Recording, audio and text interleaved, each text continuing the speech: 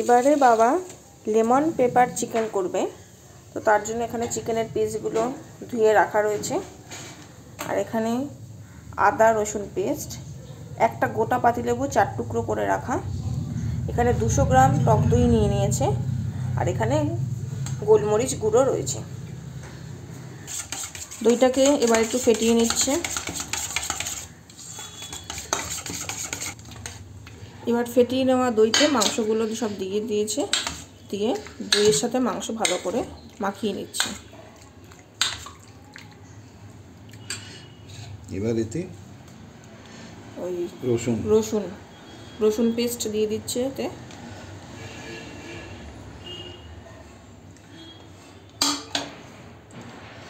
পাতি লেবু দিচ্ছে,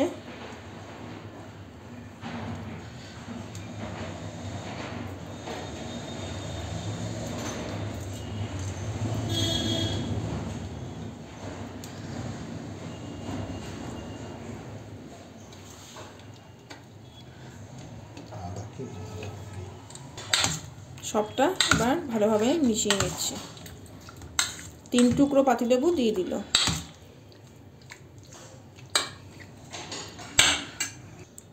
এবার বেশ খানিকটা গোলমরিচ এতে দিয়ে দিচ্ছে।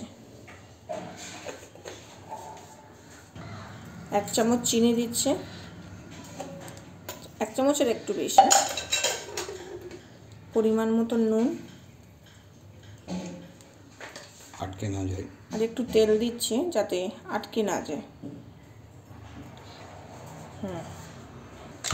এবার এটাকে ভালো করে ম্যারিনেট করে নিচ্ছে।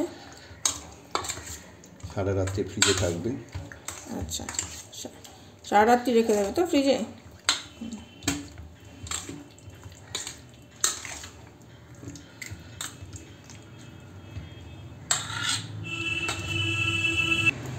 এবারে ক্লিং ফিল্ম দিয়ে এটাকে এয়ারটাইট করে রাখছে। এইভাবে সারা রাত ফ্রিজে থাকবে।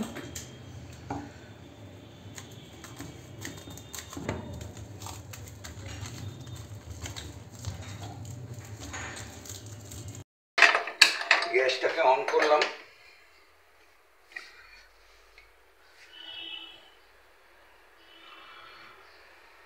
প্রথমে একটু সাদা তেল,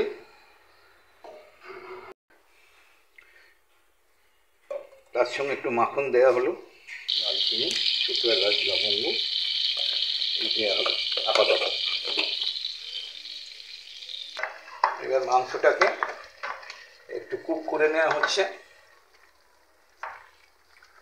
ম্যারিনেটেড মাংসটা, যেটা কাল রাত্রির থেকে ফ্রিজেতে ম্যারিনেট করা ছিল, এটা একটু কুক করে নেওয়া হচ্ছে। কুক করতে একটু সময় নেবে, যতক্ষণ না জল ছাড়ে। জলটা শুকিয়ে গিয়ে আস্তে আস্তে তেল ছাড়তে শুরু করবে, ততক্ষণ ধরে এটা কুক করতে হবে।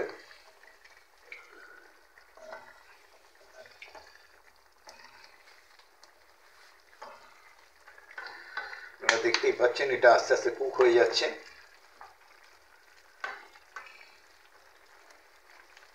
এইভাবে মোটামুটি ঢিমে লো ফ্লেমে রেখে এটাকে কুক করাটাই ভালো, তাহলে মাংসগুলো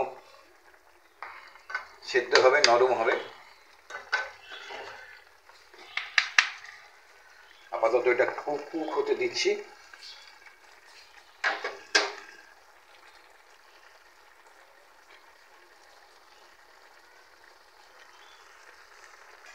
এবার এতে একটু কর্নফ্লাওয়ার স্লারি দিতে হবে, যাতে গ্রেভিটা মোটামুটি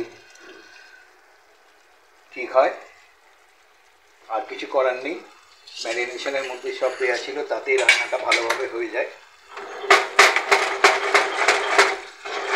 দেখতেই পাচ্ছেন যে কর্নফ্লাওয়ারের স্লারিটা দেওয়ার পরে এটা ঠিক হয়ে গেল। এইবার এতে একটু কাঁচা লঙ্কা দেখতেই পাচ্ছেন ভেতর থেকে বীজগুলো সব বার করে নেওয়া হয়েছে, যাতে গন্ধটা থাকে অথচ ঝাল না হয়। এটা দিলে রান্নাটা কমপ্লিট হয়ে যায়। অত্যন্ত সোজা রান্না, আপনারা এটা ট্রাই করে দেখতে পারেন, আশা করি ভালোই লাগবে।